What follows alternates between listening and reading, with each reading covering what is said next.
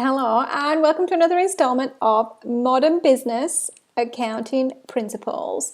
And today we're going to go through chapters 5, 6, 7 and 8. So 5 and 6 cover sample transactions, and this is the way that accountants learn. So 5 and 6 are lots of details of transactions, and then the point of the exercise is to transfer those into debits and credits, transfer those into the appropriate ledgers and make the appropriate journals. But we'll not quite do that. But there's a few thoughts on the system in here that I think are interesting. Then chapter 7 is the trial balance, which is something that people open and they really wonder what it's for. So we're going to cover that. And then chapter 8, classification of accounts. So just remember the book is copyright 1936. Alexander Hamilton Institute. So bear that in mind if any of this comes off a little bit old-fashioned. So chapter 5, and this is true.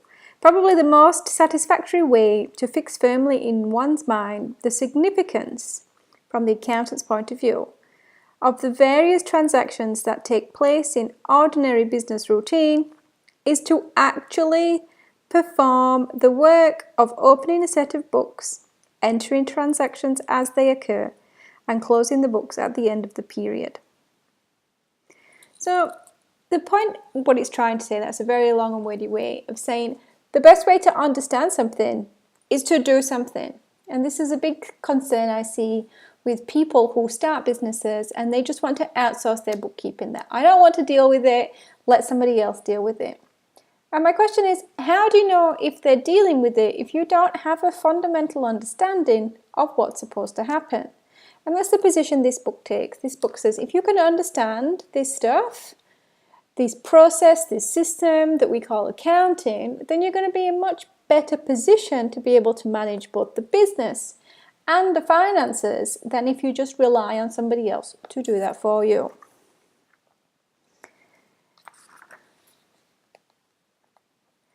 And the second thing that I see happen, which it mentions in the book, so in terms of transactions, there are not usually a number of papers such as letters of inquiry, purchase order, vouchers, etc., that give evidence of the fact that a transaction has taken place. These papers find their way in due course to the accounting department, where the recording process begins. Well, you probably don't have an accounting department, many sole traders wouldn't, but it is important to keep these documents that we call source documents to demonstrate the validity of your transactions.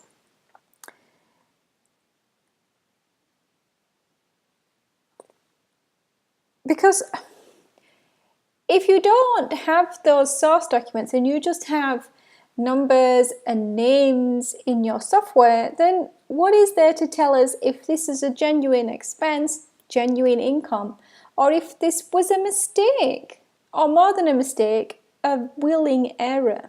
So those source documents are what the ATO are interested in if they should ever come and ask questions. They should be what your tax accountant's interested in if they have questions around your accounts. So those source documents are your evidence when it comes to any questions.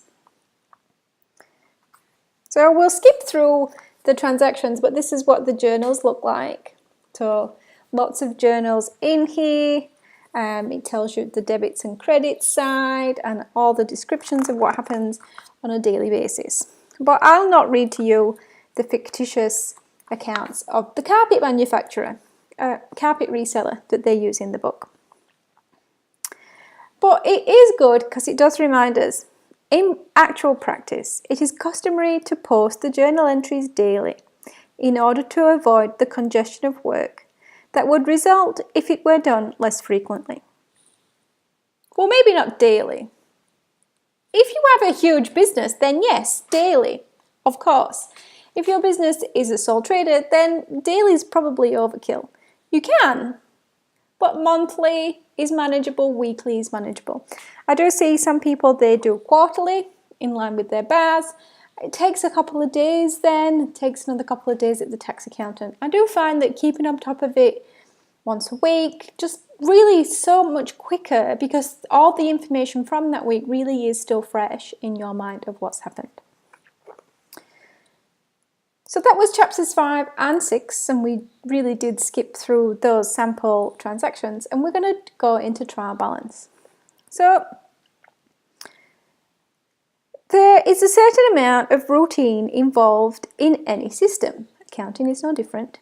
The setting up of accounts, determining debits and credit entries for each transactions, well, our software does that these days, and posting to ledger accounts are essential steps in every bookkeeping system. Software system does that too. But there's still a system and there's still a routine. And the ultimate goal of these processes is the preparation of a profit and loss account and balance sheet that will accurately portray the financial condition of an enterprise. And it's only going to be accurate if we're entering those details, we're entering them accurately, and we're entering them regularly. Because what's the trial balance actually for? So the book tells us that the double entry system, which is what all softwares use, affords opportunities at various stages for checks upon the accuracy of the work of the bookkeeper. After each step, it is possible to prove by arithmetical tests whether or not the work up to that point is correct.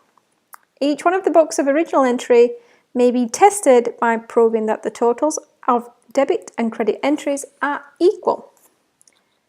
So really a trial balance is a leftover of manually entering transactions in books, adding them up and carrying them into a new book.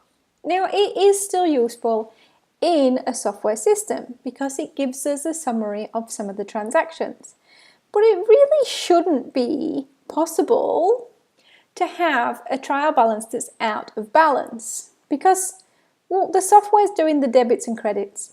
You're entering a single transaction, a sale, or you're entering an expense.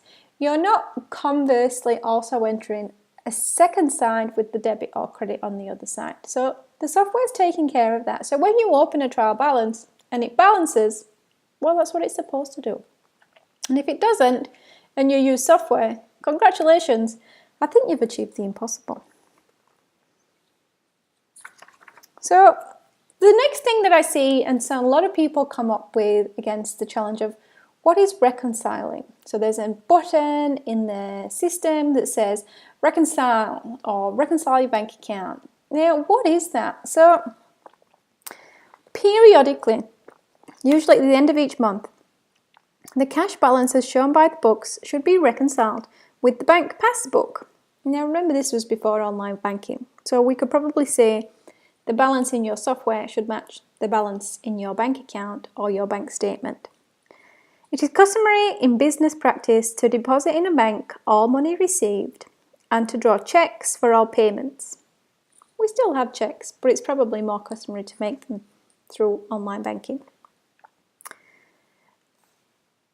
Proceeding then on the assumption that all receipts are deposited, the steps involved in reconciling the balance of the cash on hand as shown by the books with the balance as shown by the bank are as follows. So effectively you're going to go through your bank. In a reconciliation, what you do is you go through your bank statement, you check off all the items that have gone through, you do that in your bookkeeping software, you check off all the items that have gone in and you check off those in your bookkeeping software. And as a result of that, hopefully there are no differences because the majority of differences used to come from when things were delayed.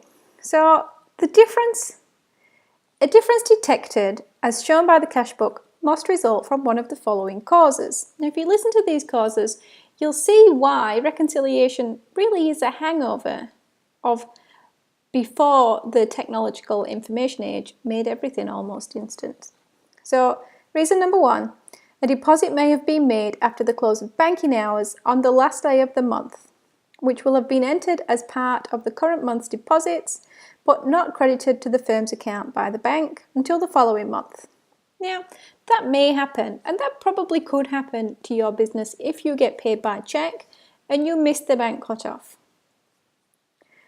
Item number 2, checks drawn and dated towards the close of the month and deducted from the balance at bank may not have been presented at the bank until sometime the following month. So if you're paying somebody by check, it's true, they may not have cashed your check yet. They may not have put that check in the bank, and that will give you a discrepancy in your cash balance and your bank balance.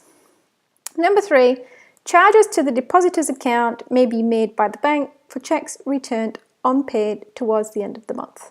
So if you're banked a check and that check fails, it doesn't clear, then obviously you've marked it as paid in your bookkeeping and it hasn't actually been paid in your bank account.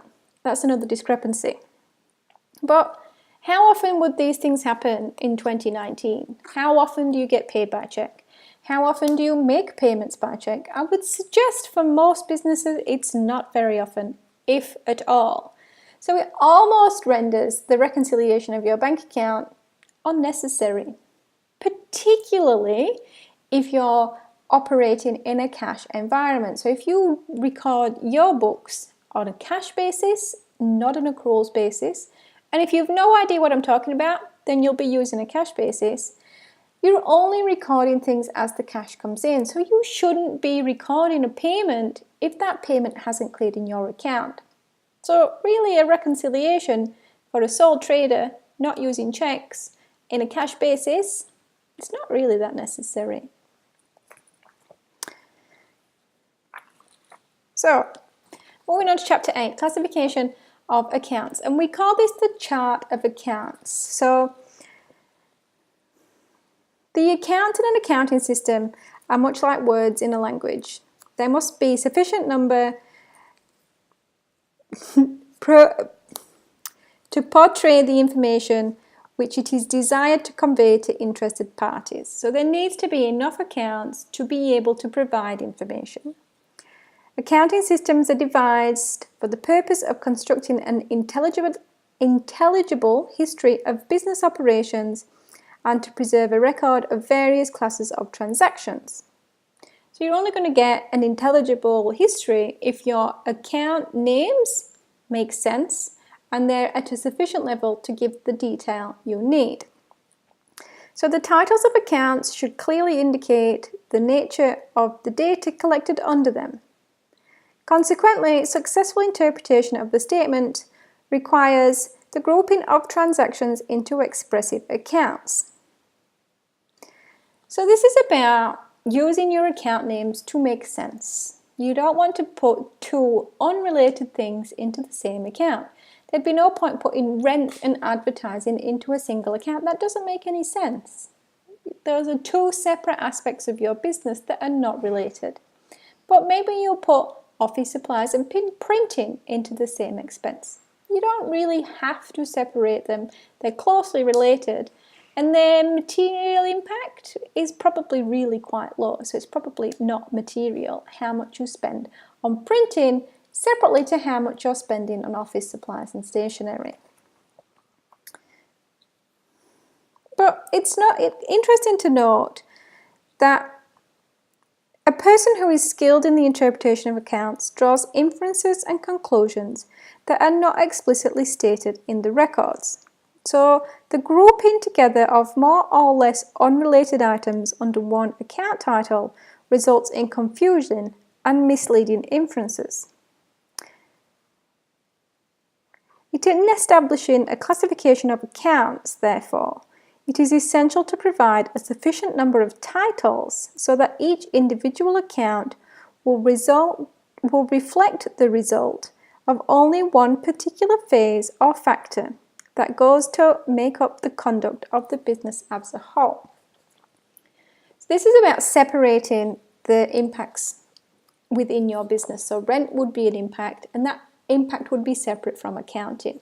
And it applies not just to expenses, but also to assets, liabilities, to owner's equity, and to income. So there's no point, if you do have asset accounts, you're not going to put a car asset and a building asset together because they're independent and you want to be able to trace those impacts separately.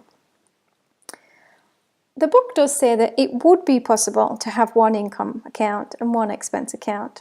The difference between the two would show the correct amount for net profit.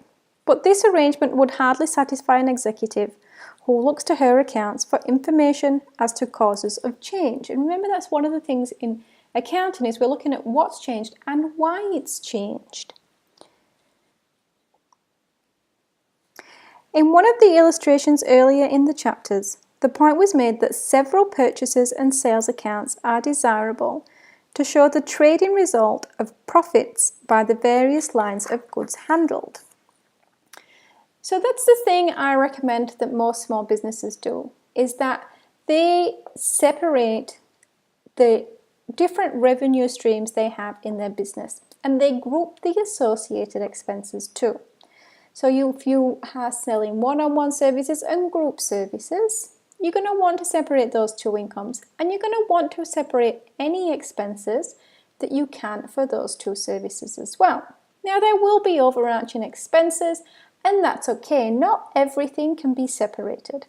It's the same with products. So if you make products and retail products, or you purchase products, you want to track those two things separately. Then you can see the income from those two things and the expense from those two things.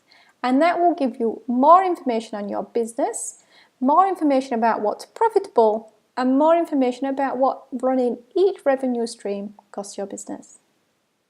Thanks for watching Modern Accounting Principles, and I'll see you next time.